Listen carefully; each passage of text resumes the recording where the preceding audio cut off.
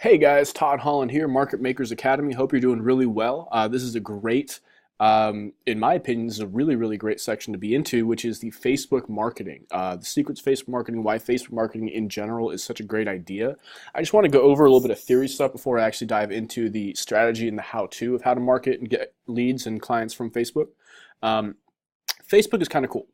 It's basically a way where people can get matched to one another based on their interests, right? So in its like organic sense, this is a way to show that, if I like, Pink Floyd and someone else likes Pink Floyd, chances are that person I may get along at least on the basis of music, right? So that's how Facebook works in general, but that's not how we're going to make Facebook work. Like, for example, what we care about is private. We don't have to go and broadcast that out too much. What's more important than that is to find out who your perfect customer is, what they care about, what their interests are, and then generate content. When I'm talking content, I'm talking about blogs, memes, videos, jokes, text posts, whatever that suits what they're looking for.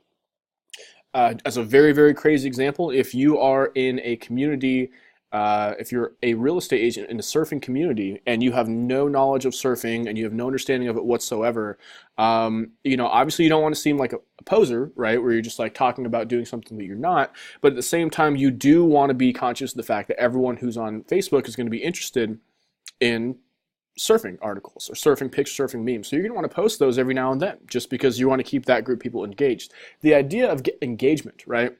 And I'm going to go over in the video you saw before the principles of edge rank a little more, but it's affinity, it's weight, and it's time decay. The general principle of engagement in this way is that if you can post stuff that people like, and they indicate they like it, they comment, they share it, whatever, two things happen. Number one, your post skyrockets to the top. So people will see you more, they'll like your stuff more, it's like being popular, being at the top of that list. The second thing that's going to happen, which is probably even better in some ways, is that, by them liking your stuff, right, that's them building edge rank with you. So when they like your stuff and you go like their stuff and they like something else and you like something else theirs, when you post something, they're going to see you, right? So you're building that edge rank, and that's the most important part of all this stuff. And the way to do that, of course, is content driven. It has to be content marketing, content oriented. As much of a pain as I know that is, that's just simply the way that we have to do it, even if we're not into that specific kind of content. Another example is equestrian property. If you live in a location with a lot of equestrian property, chances are, you may not be as up to speed on horse riding and equestrianism in general, but the people who you want to sell to, the buyers, the sellers, people who moving things like they want you to understand the community, right? So Facebook gives you a chance to not only ad nauseum repeat how great of an agent you are and how hard you work, and please don't overdo it, because that's one of those things that makes agents have commission breath, is when they talk about how hard they work, how much money they want to make. But on top of all of that, it's also a way for you to like display knowledge of a community, right? To show that hey, you're not just buying a house, right? If shelter was the only thing that mattered, you wouldn't buy in areas like Newport Beach or Los Angeles. Nobody would buy there. Everyone would go buy in the Midwest. There are other accoutrements, externalities to that home that make it the place that people want to or don't want to live, right? So that being said, you have some fairly clear, at least guideline on how you should be approaching this. It's not about us, it's about them, right? And at the very best, you're going to check out in that video previously, you're going to do the media method, where you're going to do, if, let's say every week you make 5 posts, right, total, over the course of a week.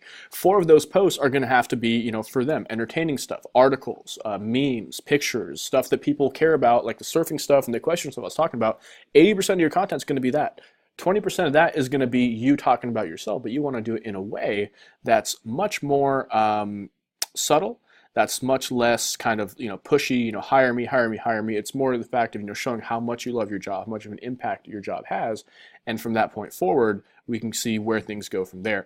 What I'll say here is that the number one way to scare your sphere away from ever talking about real estate is to only talk about real estate. Right? It's as simple as that.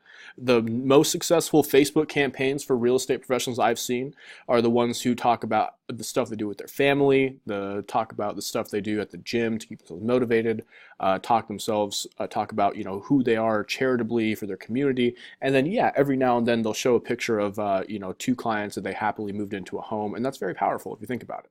The last thing I'll talk about before we jump off is that, you know, I would say a fair amount of, well, most of the agents that I know are very smart. I mean, smart enough to know that, you know, when they're being sold to, because they're professional salespeople, at least in that sense.